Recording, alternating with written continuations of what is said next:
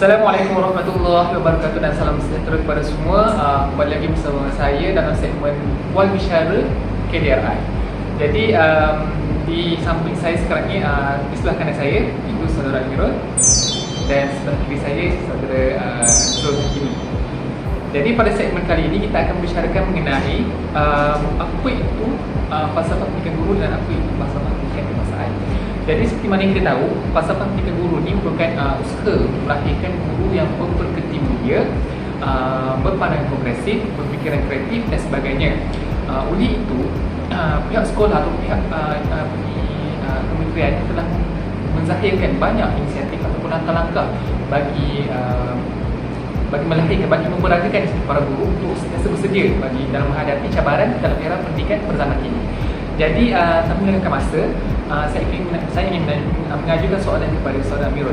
Seperti mana kita telah maklum bahawa saudara Amirul telah mengikuti program penyiaran mawar atau program literasi dan literasi orang asli di Pesisir Sungai Ruai. Maka pengalaman setidak yang telah dilakukan oleh saudara Amirul di sana. Ya, terima kasih saudara Zikri kerana telah memberi saya peluang untuk memberi sedikit pencerahan ataupun penjelasan tentang pengalaman-pengalaman dan persediaan saya untuk melaksanakan aktiviti ataupun program pelihara Sungai Ruai ini. Jadi saya dan pasukan kami iaitu para cikgu telah diberi peluang untuk mengajar mereka di sana. Jadi kami ataupun saya sendiri memperoleh banyak sangat pengalaman dan ilmu yang sangat bermanfaat yang boleh saya gunakan pada masa yang akan datang. Jadi pengalaman yang pertama ialah saya diberi peluang untuk mengawal murid-murid ataupun pelajar-pelajar orang asli tersebut semasa aktiviti dijalankan. Jadi program kami ni kami selitkan beberapa aktiviti yang melibatkan semua murid orang asli. Sebagai contoh, aktiviti senam rodi. Jadi orang asli ni mereka lebih dikenali sebagai murid yang sangat aktif dan gembira apabila sesuatu aktiviti dijalankan. Jadi agak sukar bagi pasukan kami untuk mengawal mereka. Tetapi tidak mengapa kerana kami telah berjaya mengawal mereka selama 3 hari aktiviti ataupun apa sahaja aktiviti yang dijalankan selain senam rodi. Jadi seterusnya, dengan sikap yang kami bawa itu dalam mengawal pelajar-pelajar tersebut, saya dapat sikap tersebut dapat selaraskan dengan tanggungjawab falsafah pendidikan guru lah, yang mengajar kita untuk menjadi bertanggungjawab dan memberi ataupun menjadi dengan izin role model kepada murid-murid untuk menjadi seorang yang penyabar dan berbudi pekerti lah apabila melaksanakan kerja. Okay. Selain itu, selama 3 hari saya berada di Sekolah Kebangsaan Sungai Ruai ni, kami semua ditugaskan untuk mengajar mereka. Jadi dari pagi hingga ke malam ada saja aktiviti seperti mengajar, membuat BBM dan pelbagai lagi. Jadi masa saya banyak dalam mengajar kepada murid-murid. Jadi apabila saya mengajar tu, saya dapati bahawa murid-murid tersebut ada yang lemah, ada yang pandai, ada yang sangat pandai. Jadi di situ saya nampak murid-murid orang asli ini mempunyai tahap kepandaian yang berbeza-beza lah. Akhir sekali di sekolah tersebut juga saya dapati bahawa guru-guru di sekolah itu mereka sering menyertai ataupun memasukkan nama murid-murid tersebut ke dalam program-program seperti program robotik, program menyanyi dan program pidato lah, dalam berbagai peringkat, sama ada peringkat sekolah, kebangsaan, negeri dan macam-macam lagi. Di situ saya nampak cikgu-cikgu di sekolah itu sering memberi peluang kepada murid-murid untuk menonjolkan lagi bakat mereka, ataupun aktiviti ataupun perkara yang dilakukan oleh cikgu itu ialah mencungkil bakat murid-murid tersebut. Jadi perbuatan guru-guru tersebut telah memberi pencerahan kepada saya lah untuk mencungkil bakat-bakat murid-murid sekolah pada masa yang akan datang nanti. Jadi itu juga selaras dengan falsafah pendidikan guru untuk mencungkil bakat individu ataupun murid yang kita ajar itu. Jadi itu sahaja pengalaman saya di Sekolah Kebangsaan Sungai Ruai. Menarik itu yang telah diberikan. Terima kasih banyak kepada saudara Amirul. Kita balik kepada saudara Zul pula.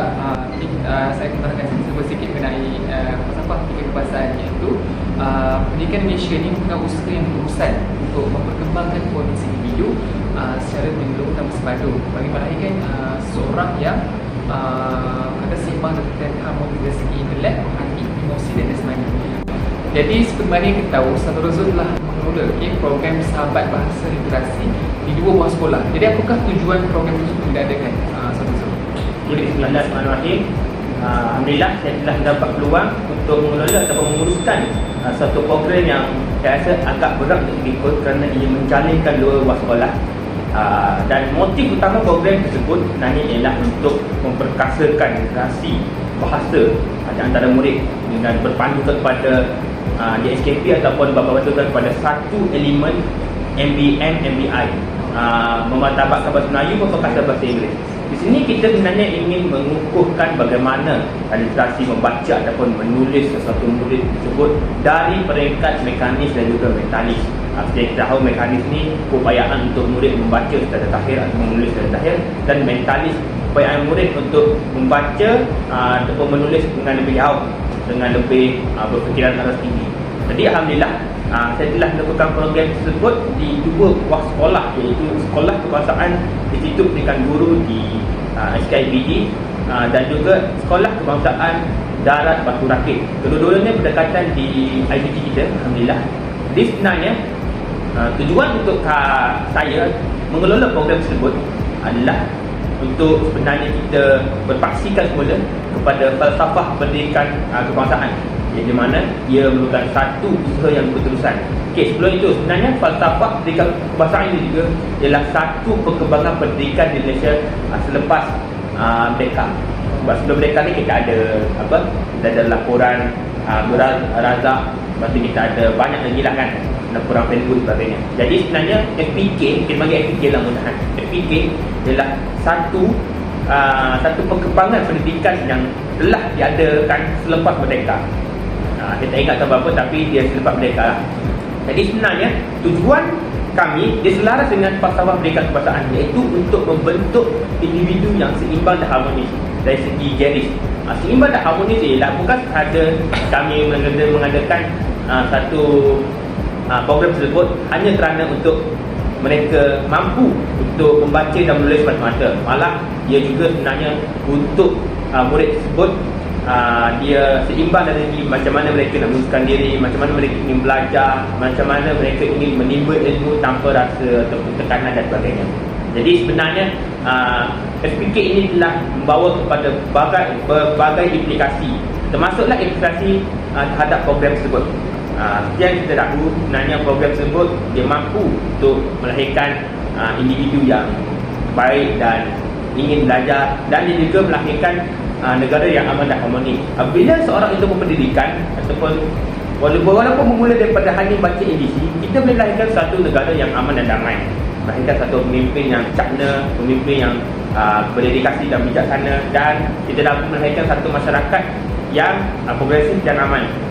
Di samping selain negara yang aman dan damai, kita juga dapat melahirkan negara yang makmur.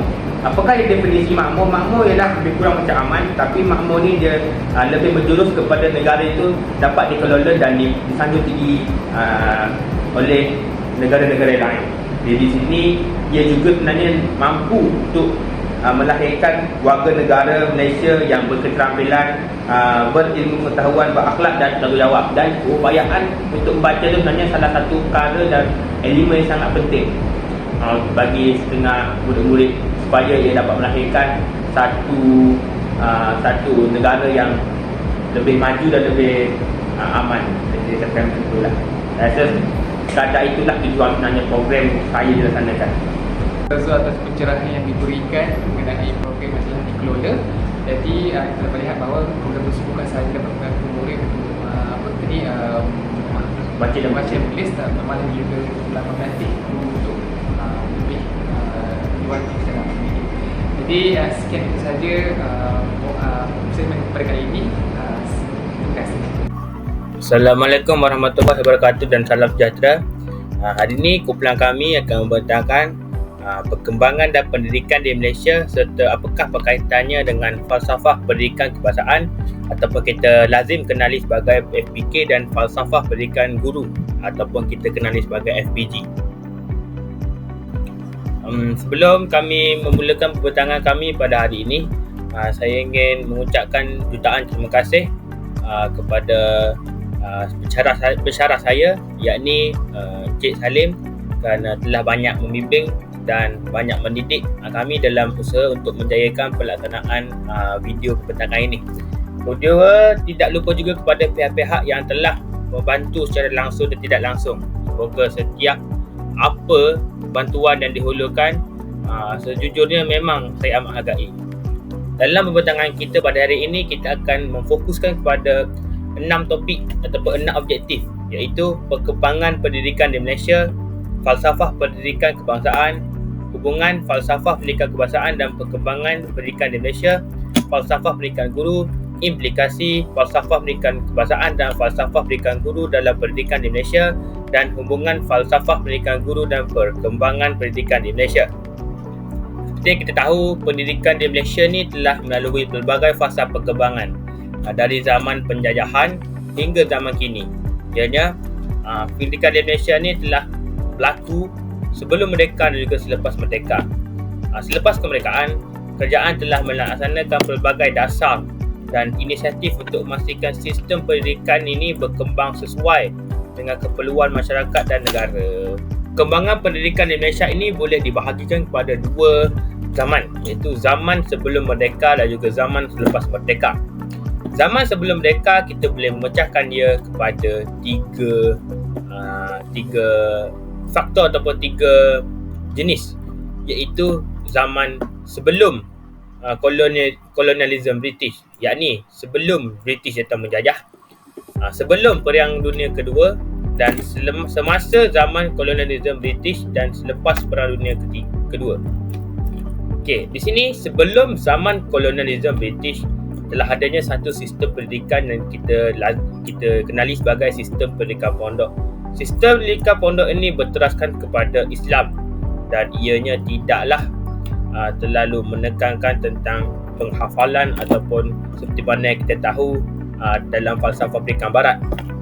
Selain itu, sebelum Perang Dunia Kedua, kita ada sistem pendidikan vernacular, yakni sistem di mana ia menteraskan kepada negara ibuda masing-masing. Misalnya, jika sekolah Cina, mereka akan mengikuti silibus dari negara Cina.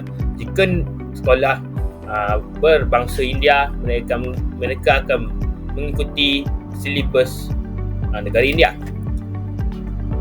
Selain itu, kita juga ada sekolah mubalik ataupun sekolah Kristian yang sebenarnya dilaksanakan atas dasar hampir seakan-akan semasa zaman kolonialisme British. Ini bertujuan untuk mengajar tentang Christianity dan sebagainya. Okey, semasa zaman kolonialisme British ataupun selepas Perang Dunia Kedua, kita telah beralih kepada dualisme sistem pendidikan, rancangan Cheeseman, laporan Barnes, laporan Fenwu, Penyata Razak 1996, Ordinan Pelajaran, Latihan Perguruan dan Pendidikan Tinggi. Selepas merdeka, kita ada laporan Rahmat Talib, Penubuhan Universiti dan Pendidikan Tinggi, Akta Pendidikan, Falsafah Pendidikan Kebangsaan pada tahun 1988, yakni antara perkembangan pendidikan di Malaysia, Falsafah Pendidikan Guru, Penumbuhan Pelan Induk Pembangunan ataupun kita lebih ringkasnya ialah PIPP, Pelan Pembangunan Pendidikan Malaysia, Pendidikan STEM dan TVET, dan digitalisasi pendidikan. Kita beralih kepada falsafah pendidikan kebangsaan. Saya akan menjelaskan apakah sebenarnya falsafah ini bermaksud. Jadi sebenarnya falsafah pendidikan kebangsaan ini ialah satu usaha berterusan ataupun satu dasar di mana kita ingin memperkembangkan potensi individu secara menyeluruh dan bersepadu. Menyeluruh ialah kita ingin individu tersebut bukan sekadar hanya mampu untuk pandai dalam bidang akademik semata, malah kita juga ingin dia pandai dalam bidang yang lebih meluas daripada core curriculum ataupun lebih meluas daripada akademik. Mungkin dari segi peradaban, dari segi perkembangan psikologi dan sebagainya. Ia terbukti akan mewujudkan insan yang seimbang dan harmonis dari segi intelek, rohani, emosi dan jasmani. Di sini kita akan mewujudkan seorang insan yang seimbang dari segi jeris ataupun kita lazim kenali sebagai jasmani, emosi, rohani, intelek dan sosial. Di sini kita katakan individu tersebut mempunyai satu jasmani ataupun satu fizikal yang baik, emosi ataupun pengawalan perasaan yang bagus, yang terkawal, rohani, dia mampu untuk menjadi bersifat empati dan simpati dan dia berteraskan ketuhanan dalam diri. Intelek, yakni budak pelajar ataupun individu itu bijak dalam akademik, kurikulum dan sebagainya. Dan sosial, yakni seorang individu yang mampu berinteraksi dengan masyarakat. Di sini kita akan menghasilkan satu suasana yang harmonis. Okey. Yang ketiga, yang keempat, ia berdasarkan kepercayaan dan kepatuhan kepada Tuhan. Di sini seorang individu yang bagus dan yang celik ataupun yang berjaya, mereka perlu berpaksikan kepada Tuhan yang satu. Bagi agama Islam, mungkin Allah, dan mungkin bagi agama Islam Allah SWT, dan bagi yang lain adalah Tuhan masing-masing. Sebenarnya usaha ini adalah untuk melahirkan warga negara Malaysia yang berilmu pengetahuan, yakni mereka pintar bukan sekadar dalam hanya menghafal ilmu semata-mata, malah dia juga mampu untuk mengutarakan satu pendapat, idea, mampu untuk berjasa pada negara berlandaskan pengetahuannya, berketerampilan, yakni personalitinya yang nampak mengagumkan, berakhlak mulia, mampu untuk berbudi bahasa, mampu untuk bersantun, bertanggungjawab dan berkeupayaan mencapai kesejahteraan diri, yakni mampu untuk menjadi seorang yang sayangi diri sendiri dan mampu untuk jaya. Serta FPK juga akan berfokuskan tentang untuk memberikan sumbangan terhadap keharmonian dan kemakmuran keluarga, masyarakat dan negara. Baiklah, saya akan teruskan dengan hubungan falsafah pendidikan kebangsaan dan perkembangan pendidikan di Malaysia. Sistem pendidikan yang pertama ialah sistem pendidikan pondok. Sistem pendidikan pondok berkait rapat dengan falsafah pendidikan kebangsaan kerana sistem tersebut mempunyai matlamat untuk melahirkan insan yang berkebolehan dalam aspek teknik dan praktikal. Yang kedua pula ialah pendidikan berteraskan agama Islam bagi melahirkan masyarakat yang dapat mengaplikasikan agama dalam kehidupan seharian. Yang ketiga ialah mementingkan pembangunan rohani seperti dalam falsafah pendidikan kebangsaan, iaitu mewujudkan insan yang seimbang dari segi jeris, iaitu jasmani, emosi, rohani, intelek dan sosial berdasarkan kepercayaan kepada Tuhan. Sistem pendidikan pondok juga mementingkan ilmu Islam agar dapat melahirkan insan yang berakhlak mulia, bertanggungjawab dan berkeupayaan untuk mencapai kesejahteraan diri. Jadi kita akan teruskan ke slide yang seterusnya. Okey. Laporan Barnes terlibat dalam perkembangan pendidikan di Malaysia dan ia berkait rapat dan mempunyai hubungan dengan falsafah pendidikan kebangsaan. Laporan Barnes dapat meningkatkan mutu pendidikan di sekolah dengan mewujudkan latihan perguruan kepada guru.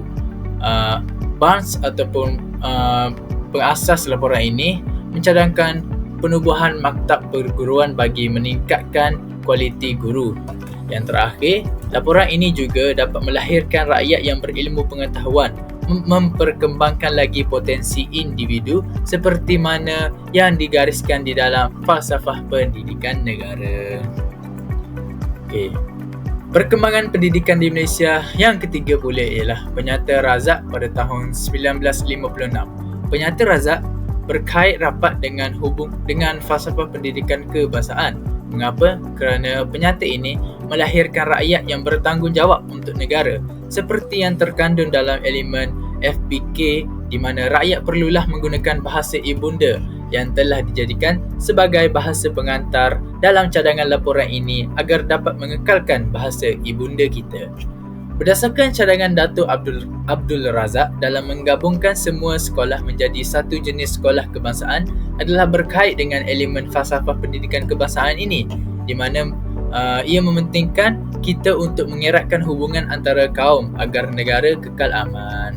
Yang ketiga pula ialah terdapat elemen falsafah pendidikan kebangsaan yang berkait dengan laporan ini, iaitu penubuhan satu jenis kurikulum yang bercorak kebangsaan masih menitik beratkan perkembangan potensi individu dari segi jeris, iaitu jasmani, emosi, rohani, intelek dan sosial. Itulah perkembangan pendidikan Malaysia. Yang keempat ialah Laporan Rahman Talib pada tahun 1960. Laporan Rahman Talib berkait rapat ataupun mempunyai hubungan dengan falsafah pendidikan kebangsaan. Mengapa? Hal ini kerana potensi dan kebolehan individu dapat dikembangkan. Hal ini dapat dilihat dalam Penyata Rahman Talib 1960 yang bercadang untuk memajukan pendidikan teknik dan vokasional. Pendidikan teknik dan vokasional ada menekankan mengenai kemenjadian murid dari segi kemahiran dan ilmu dalam meningkatkan lagi produktiviti individu. Terdapat elemen falsafah pendidikan kebangsaan yang berkait dengan laporan ini, iaitu antaranya ialah menekankan potensi dan kebolehan individu serta falsafah pendidikan kebangsaan itu sendiri agar dapat lahirkan insan yang berkemampuan dari segi jasmani. Laporan Aminuddin Baki juga berkait rapat dengan falsafah pendidikan kebangsaan. Mengapa? Hal ini kerana laporan ini memfokuskan untuk memperkembangkan lagi potensi individu, kerana laporan ini mempelbagaikan jenis kursus supaya dapat menghasilkan tenaga kerja yang berkemahiran. Perkembangan potensi secara menyeluruh dan bersepadu kerana laporan ini mempelbagaikan jenis kursus supaya dapat menghasilkan tenaga kerja yang berkemahiran. Perkembangan pendidikan di Malaysia. Yang keenam ialah Laporan Jawatan Kuasa Kabinet pada tahun 1979. Laporan ini mempunyai hubungan dengan falsafah pendidikan kebangsaan kerana laporan ini fokuskan untuk melahirkan rakyat yang berakhlak mulia, rakyat yang bertanggungjawab, rakyat yang berketerampilan, dan laporan ini juga memastikan sistem pelajaran memenuhi matlamat negara ke arah melahirkan masyarakat yang bersepadu, berdisiplin dan terlatih yang selaras dengan matlamat falsafah pendidikan kebangsaan. Okey, baiklah. Seterusnya ialah Pelan Induk Pembangunan Pendidikan atau PIPP pada tahun 2006 hingga ke tahun 2010. Pelan induk ini merupakan perkembangan pendidikan di Malaysia dan ia mempunyai hubungan dengan falsafah pendidikan kebangsaan. Mengapa? Hal ini kerana pelan ini dibangunkan bertujuan untuk membangunkan modal insan yang fokus kepada ilmu pengetahuan serta kepakaran dan kemahiran yang tinggi. Kemahiran komunikasi berkesan, berfikir secara kreatif dan kritis, serta ICT, mengamalkan pembelajaran sepanjang hayat serta mempunyai nilai tinggi yang berupaya menjadi pemimpin yang berkesan dalam keluarga serta masyarakat. Seterusnya ialah aspek-aspek tersebut berkait dengan elemen falsafah pendidikan kebangsaan, iaitu rakyat Malaysia yang dapat memberi sumbangan melalui latihan yang disediakan agar dapat meningkatkan produktiviti, kemahiran dan inovatif ke arah pembangunan negara. Pelan Pembangunan Pendidikan Malaysia atau PPP dari tahun 2013 hingga ke tahun 2025 merupakan perkembangan pendidikan di Malaysia yang terkini dan yang terakhir, dan pelan ini juga mempunyai hubungan dengan falsafah pendidikan kebangsaan. Mengapa? Hal ini kerana pelan ini diwujudkan untuk melahirkan rakyat yang menghayati nilai dengan pengukuhan pendidikan agama Islam dan pendidikan moral sebagai medium untuk mengukuhkan DNA, memupuk perpaduan dan persefahaman yang erat di antara murid. Pelan ini juga didasari oleh falsafah pendidikan kebangsaan supaya dapat melahirkan modal insan yang seimbang dari segi jasmani, emosi, rohani, intelek dan sosial ataupun jeris berdasarkan kepatuhan dan kepercayaan. Pelan ini juga diwujudkan untuk memanfaatkan ICT ataupun teknologi.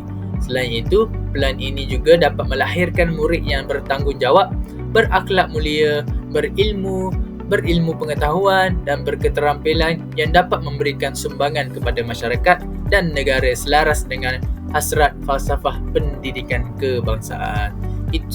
Itu sahaja untuk hubungan falsafah pendidikan kebangsaan dan perkembangan pendidikan di Malaysia. Kita akan ke slide yang seterusnya, iaitu falsafah pendidikan guru. Baiklah, kita akan teruskan dengan falsafah pendidikan guru. Guru yang berpekerti mulia, berpandangan progresif dan saintifik, bersedia menjunjung aspirasi negara serta menyanjung warisan kebudayaan negara, menjamin perkembangan individu dan memelihara suatu masyarakat yang bersatu padu, demokratik, progresif dan berdisiplin. Falsafah pendidikan guru ini diwujudkan untuk melatih guru-guru supaya menjadi lebih profesional dan dapat menjadi dengan izin role model ataupun idola kepada murid-muridnya pada masa yang akan datang, kerana guru akan menjadi pendidik kepada mereka yang bakal menjadi pemimpin negara kita yang akan datang nanti. Kita akan teruskan dengan hubungan falsafah pendidikan guru ataupun FPG dan perkembangan pendidikan di Malaysia. Perkembangan pendidikan sebelum merdeka yang berkait rapat dengan hubungan falsafah pendidikan guru ialah sistem pendidikan yang diamalkan oleh British di Tanah Melayu telah banyak memberi kesedaran kepada masyarakat Melayu untuk membangunkan sistem pendidikan sendiri setelah bebas dari penjajahan. Pendidikan merupakan medium untuk melahirkan dan memperkembangkan lagi potensi serta kemahiran individu. Guru berperanan sebagai ejen pembaharuan dan bersifat kreatif dan inovatif, dan guru juga perlu memberi penekanan kepada isu sosial dan berpengetahuan luas. Hal ini berkait rapat dengan elemen falsafah pendidikan guru, iaitu guru mestilah berpandangan progresif dan saintifik. Baiklah, kita akan teruskan dengan laporan Rahman Talib pada tahun 1960.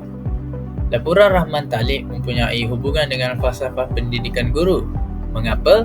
Kerana kemajuan pendidikan teknik dan vokasional yang dicadangkan dalam laporan ini adalah berkait dengan salah satu elemen falsafah pendidikan guru, iaitu guru yang menjamin perkembangan individu, di mana guru dapat mengembangkan lagi potensi dan bakat murid dari segi jeris. Dengan cadangan menjadikan bahasa Melayu sebagai bahasa kebangsaan, juga dapat membantu guru dalam memastikan setiap murid dapat berinteraksi dengan menggunakan bahasa kebangsaan. Penubuhan sekolah jenis kebangsaan boleh dikaitkan dengan elemen falsafah pendidikan guru, iaitu guru yang memelihara masyarakat bersatu padu, di mana usaha penubuhan tersebut membantu dalam mengeratkan lagi perpaduan antara kaum dalam kalangan murid.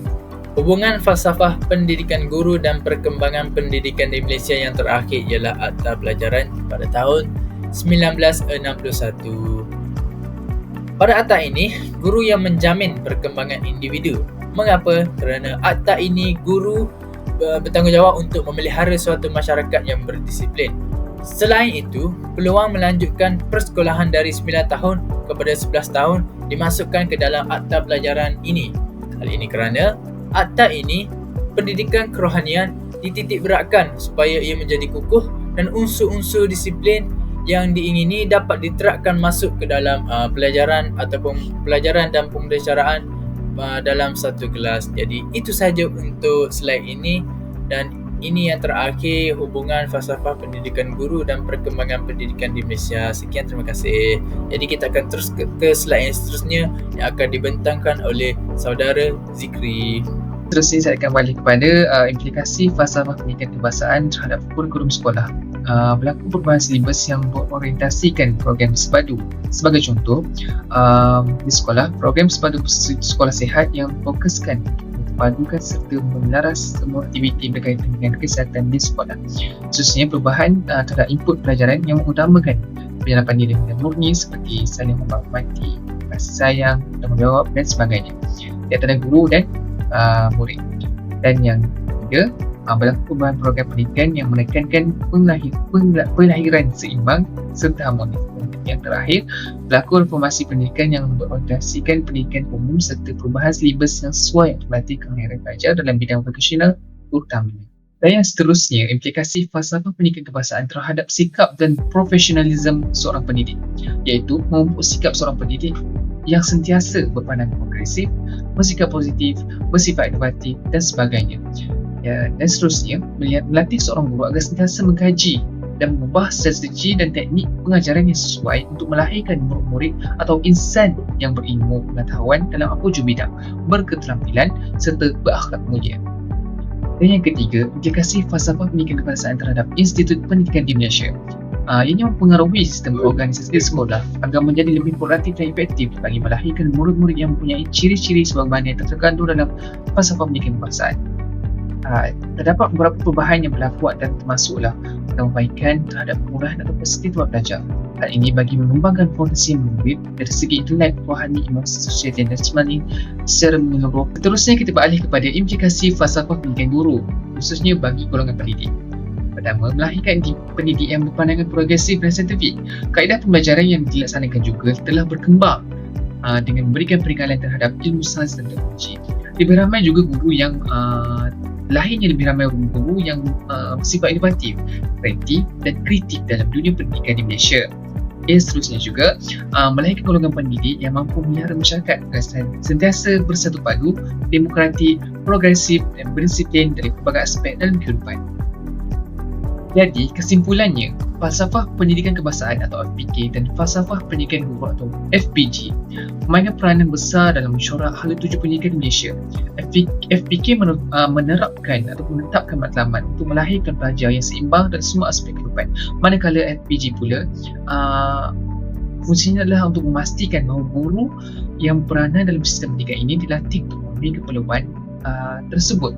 Kedua-dua falsafah ini memberikan kesan yang dalam kepada kurikulum, pedagogi, pembangunan guru serta pembentukan pribadi pelajar dengan tujuan untuk membina masyarakat yang berdaya saing, mengeluarkan dan berinovasi pada masa akan datang. Jadi sekadar itu sahaja pematangan daripada kami. Sekian, terima kasih.